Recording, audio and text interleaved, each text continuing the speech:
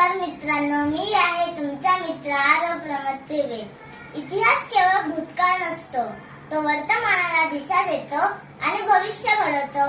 16व्या शतकात एका आईने आपल्या मुलाला शिकवले, स्वराज्य म्हणजे फक्त सत्ता नाही, तर स्वाभिमान, न्याय आणि माणुसकी।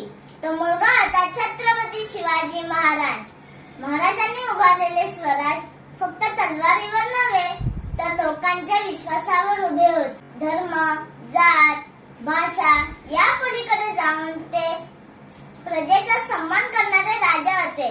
ते कधी म्हणाले नाही, मी राजा आहे, ते जगले, मी सेवक आहे। आज 2026 मध्ये आपण विचारतो, आपला स्वराज कुठे आहे?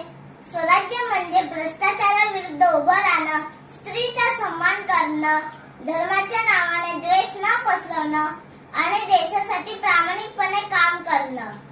आज तलवार उचलण्याची गरज नाही आहे, पण सत्यासाठी आवाज उचलण्याची गरज आहे। दुसऱ्याला खाली खेचण्याऐवजी समाजाला वर नेण्याची गरज आहे। जर आपण महाराजांचे विचार फक्त पोस्टरवर नाही, तर वागण्यात आणले, तरच खरं स्वराज्य साकार होईल।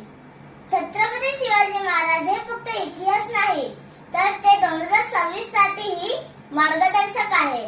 स्वराज्य हे फक्त हक्काने मिळत नाही, स्वराज्य हे जबाबदारीने जपावं लागतं।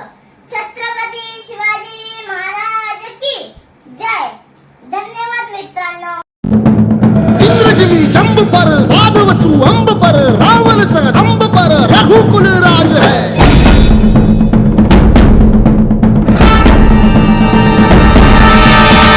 बारी बाह पर संबुरती नाह पर जो सहस बाह पर राम तुझ राज।